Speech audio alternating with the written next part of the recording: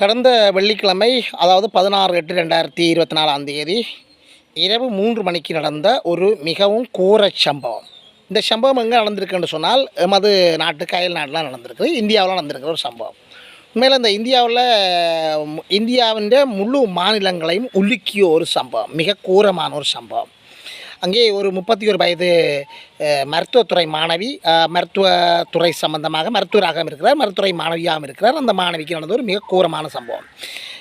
24 மணி நேரமும் இயங்கிக் கொண்டிருக்கின்ற ஒரு பல அடுக்கு மாடி கட்டிடங்களை கொண்ட ஒரு மருத்துவமனையில் இந்தியாவில் கல்கத்தாவில் இருக்கிற ஒரு மிகப்பெரிய மருத்துவமனையில் நடந்த ஒரு மிகவும் கொடூரமான ஒரு சம்பவம் தான் நான் இப்போ கூற வர சம்பவம். அன்றைய இரவு 3 மணி தொடக்கம் 5 மணி வரை இந்த சம்பவம் நடந்திருக்குது. 5 மணி வரை ஒரு பெண் கற்பழிக்கப்பட்டு கோரமாக கொலை செய்யப்பட்டு கிடந்திருக்கிறார். அதுவரை இவரும் காணவில்லை. அது சம்பந்தமான தகவல்கள் இவருக்கும் தென்படவில்லை. அதன் பின்னர் தான் அங்கு உள்ள மருத்துவமனைக்குரியவர்கள் கண்டுபிடித்து தாய் தந்தையருக்கு அனுப்பியிருக்கிறார்கள். இது சம்பந்தமான முழு விவரங்களையும் நாங்கள் ஒரு கால் பார்ப்போமாக. அதாவது கடந்த 16/8/2024 இரவு வெள்ளிக்கிழமை இரவு 3 மணிக்கு அங்கே கல்கத்தாவில் ஒரு மாணவி, 31 வயது மதிக்கத்தக்க ஒரு மாணவி, அவள் பிசி படிக்கிறாள். பிசி சரியான கடுமையான ஒரு கல்வி என்று சொல்கிறார்கள் இந்தியாவில். அதை படித்து அவர் பெரிய ஆளாக வந்து மருத்துவத்துறையில் எதிர்காலத்தில் சிறக்க வேணும் என்று சொல்லி அந்த மாணவியின் எதிர்கால கனவுகள் எல்லாம் சிதைக்கப்பட்டிருக்குது. அந்த மாணவி செமினார் கோலில் படித்து பல மாணவர்களோடு சேர்ந்து படித்து கொண்டிருக்கலாம். சில வேளைகளில் அங்கே நித்திரையிலும் தூங்கி விடுவார்கள் என்று சொல்லி அந்த இடத்துல இருந்து கிடைக்கிற தகவல்கள் தெரிவிக்கின்றன. அங்கே ஒரு மாணவி படித்துவிட்டு அவர் நித்திரை செய்கின்றார். அந்த நித்திரை செய்கின்ற அந்த காலப்பகுதியில் அவர் கற்பழிப்பு என்று சொல்கின்ற போது அது மிகவும் கொடூரமாக கற்பழிக்கப்பட்டு அவருடைய உடல் முழுவதும் மனித பற்களால் பதியப்பட்டிருக்குன்னு சொல்கிறார்கள். உடல் முழுவதும் காயங்கள் இருக்குன்னு சொல்கிறார்கள். கண்களில் காயம். அந்த பெண்களின் அந்த பெண்ணின் அந்தரங்க உறுப்புகள் போக்கு மிக மோசமாக இரத்தப்போக்கு காணப்பட்டதாக கூறுகிறார்கள். இந்த நிலையில் அந்த மாணவி அங்கே மரணத்தை தழுவியிருக்கிறார். இது சம்பந்தமாக இரவு 3 மணிக்கு நடந்த சம்பவத்தை அதிகாலை 5 மணி 6 மணி அந்த சந்தர்ப்பத்தில் தாய் தந்தையருக்கு அறிவிக்கப்பட்டிருக்கார். அவர்கள் தாய் தந்தையர் அதை பார்த்து அவர்கள் அதிர்ந்து விட்டார்கள். அவர்களும் ஆதாரத்துக்காக ஒரு காணொலி எடுத்ததாக அங்கிருந்து கிடைக்கும் தகவல்கள் செய்கின்றன. உடனடியாக அங்கே இருந்த அந்த மருத்துவமனைக்கு பொறுப்பானவர்கள் அது தற்கொலை என்று கூறியிருக்கிறார்களாம். இந்த அடிப்படையில் தற்கொலை என்று சொன்னார்களோ தெரியாது. அங்கே நடந்த மிகப்பெரிய சம்பவத்துக்கு பின்னால் இருக்கிறவர்களை காப்பாற்றுவதற்காக சொல்லப்பட்ட கருத்தாக அங்கு பலராலும் விமர்சிக்கப்படுகிறது. இது சம்பந்தமான போஸ்ட்மார்ட்டம், அதாவது உடற்கூற்று பரிசோதனைகள் அங்கே மேற்கொள்ளப்பட்டு கொண்டிருக்கிறதாகவும் சொல்கிறார்கள். சிலர் பட்டுவிட்டதாகவும் கூறப்படுகிறது. இதன் போது 151 மில்லிமீட்டர் ஆண்களினுடைய, அதாவது விந்து அணு அந்த பொண்ணில் காணப்பட்டதாக சொல்கின்றார்கள். அந்த பொண்ணின் மர்ம உறுப்பில் காணப்பட்டதாக கூறுகின்றார்கள். 151 மில்லிமீட்டர் விந்தணு என்பது ஒரு தனிநபரால் செலுத்தப்பட்டதாக கருத முடியாது என்று சொல்லியும் அது பல கூட்டு பாலியல் வன்புணர்வு மேற்கொள்ளப்பட்டதாக கூறப்படுகிறது. மிகவும் கொடூரமாக அந்த இளம் பெண் பாலியல் கொடுமைக்கு உட்படுத்தப்பட்டு கொலை செய்யப்பட்டிருக்கின்றார். அவருடைய கால்கள் முறிக்கப்பட்டிருக்கிறது, கைகளில் மிக மோசமான காயங்கள் இருக்கிறது, கண்கள் சிதைக்கப்பட்டிருக்கிறது என்று சொல்லி கூறுகின்றார்கள். அனைத்து உடல் உறுப்புகளிலும் காயங்கள், மனித பற்கள் பதியப்பட்ட காயங்கள் இருக்கிறது என்று சொல்கின்றார்கள்.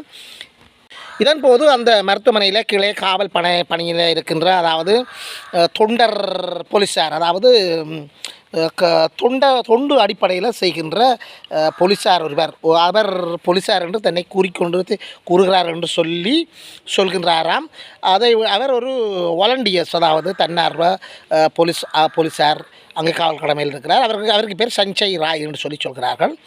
இவர் தான் கைது செய்யப்பட்டிருக்கின்றார். இது எந்த அளவுக்கு இவர் அதில் சம்பந்தப்பட்டிருக்கிறாரோ தெரியவில்லை. அவருடைய முகத்தை கோரமாக காட்டி அவர் ஒரு கோரமானவர்கள் என்று அந்த காணொலியில் காட்டப்படுகிறது. இவர் பற்றியும் இவருடைய கிராமங்களில் பல்வேறு இவர் பற்றிய பல்வேறு கருத்துக்கள் அந்த கிராமத்தில் நிலவுகின்றது.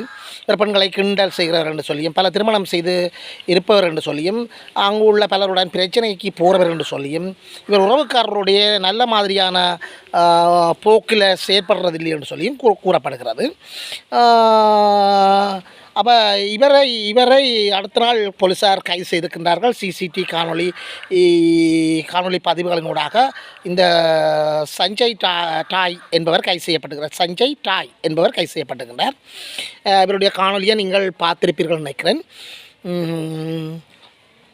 இப்போ இது சம்பந்தமான விசாரணைகளை இந்த சம்பவம் நடந்தது கல்கத்தாவில். இதற்கு முன்னும் கேரளா என்ற மாநிலத்தில் மிக மோசமான ஒரு கற்பழிப்பு சம்பவம் நடந்து அது அடங்குறதுக்கு முன்னும் கல்கத்தாவில் இன்னொரு இளம் மருத்துவர் 31 வயது மதிக்கத்தக்க இளம் மருத்துவர் கொடூரமாக பாலியல் வன்புணர்வுக்கு உட்படுத்தப்பட்டு கொலை செய்யப்பட்டிருக்கிறார். இதில் சில பிரச்சனைகள் இருக்கின்றன. அவர் கொலை செய்யப்பட்டுவிட்டு பாலியல் வன்புணர்வுக்கு உட்படுத்தப்பட்டாரா அல்லது கொலை செய்வதற்கு முன்னர் உயிரோடு இருக்கும் போது பாலியல் வன்புணர்வுக்கு உட்படுத்தப்பட்டாரா என்று சொல்லி எல்லாம் பல்வேறு சந்தேகங்கள் நிலவுகின்றன. முழுமையான விவரங்கள் 100க்கு 100% வெளிப்படுத்தப்படவில்லை. இந்தியாவில் சில இடங்களில் அவ்வாறான விவரங்கள் வெளிப்படுத்தப்படுவதும் இல்லை. சிலரை காப்பதற்காக அங்கு பல்வேறு இடங்களில் லஞ்சங்கள் ஊழல்கள் இடம்பெறுகின்றன. அந்த அடிப்படையில் இந்த போஸ்ட்மார்ட்டம் அதாவது உடற்கூற்று பரிசோதனை முடிவுகள் திருப்தி தரக்கூடிய மாதிரி இல்லை என்ற கூற்றுக்களும் அங்கு விமர்சிக்கப்படுகிறது. பெற்றோருக்கு உடற்கூற்று சம்பந்தமான முழு விவரங்களும் கையளிக்கப்பட்டது என்று சொல்லி ஒரு பிந்திய செய்திகளும் காணப்படுகின்றது.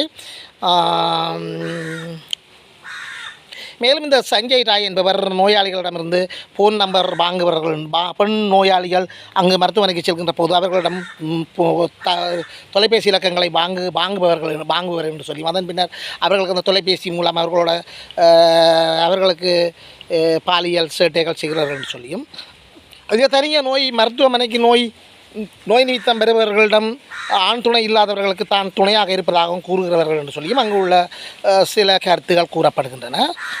இது எவ்வாறாக இருந்தபோதும் இது சம்பந்தமான விசாரணைகளை வங்கதேசத்து போலீஸார் மேற்கொண்டு வருகின்றார்கள். மேற்கொண்டு வந்து கொண்டிருக்கிறார்கள். இந்த விசாரணையில் திருப்தி இல்லை என்று கூறப்படுகிறது. இந்த அடிப்படையில் இதனை சிபிஐ அதாவது மத்திய புலனாய்வு பிரிவு இந்தியாவின் மத்திய புலனாய்வு பிரிவு இந்த சம்பந்தமான விசாரணைக்கான பொறுப்புகளை ஏற்றுக்கொண்டு கடும் விசாரணையை மேற்கொண்டு வருகிறது என்று சொல்லியும் தற்போது இந்த சஞ்சய் ராய் என்பவர் சிபிஐ கஸ்டடியில் அதாவது மத்திய புலனாய்வு பிரிவின் கட்டுப்பாட்டின் கீழ் விசாரணைக்கு உட்படுத்தப்பட்டு வருகின்றார் என்று சொல்லியும் இது ஒரு கூட்டு பாலியல் வன்புணர்வு என்று சொல்லி பலரால் கூறப்பட்டிருக்கிறது. அங்குள்ள இந்தியாவின் பல்வேறு மாநிலங்களில் மருத்துவர்கள் இது சம்பந்தமான நீதியை பெறுவதற்கான மிக மோசமான போராட்டங்களை மேற்கொண்டு வருகிறதாகவும் அங்கிருந்து செய்திகளை தெரிவிக்கின்றன. இது எவ்வாறாக இருந்த போதும் உண்மையிலே ஒரு 31 வயது ஒரு இளம் பெண் அவருடைய எதிர்கால கனவுகள் எல்லாம் நாசமாக்கப்பட்டிருக்கிறது. இந்த மத்திய கிழக்கு ஆசிய நாடுகளில் இந்த தொடர் பெண்களுக்கு எதிரான தொடர் வன்முறைகள் தொடர்ந்து கொண்டே இருக்கின்றன. தொடர்ந்து கொண்டே செய்தி வாசிப்பவர்களும் தொடர்ந்து செய்தி வெளியிட்டு கொண்டே இருக்கிறார்கள். இந்த சட்டங்கள் உண்மையிலே சட்டங்களின் ஓட்டைகளை தப்பி பல பெரிய தலைகள் தப்பி விடுகின்றார்கள். எனவே இந்த தென்னாசிய நாடுகளில் உள்ள சட்ட வல்லுநர்கள் கடுமையான சட்டங்கள் இயற்றப்பட வேண்டும் என்று சொல்லியும் பெண்களுக்கு எதிரான இந்த வன்முறைகளை உடனடியாக நிறுத்துவதற்கு ஆக்கபூர்வமான செயற்பாட்டிலே அவர்கள் காலடி எடுத்து வைக்க வேண்டும் என்று சொல்லியும் பல விமர்சனங்கள் முன்வைக்கப்படுகின்றன.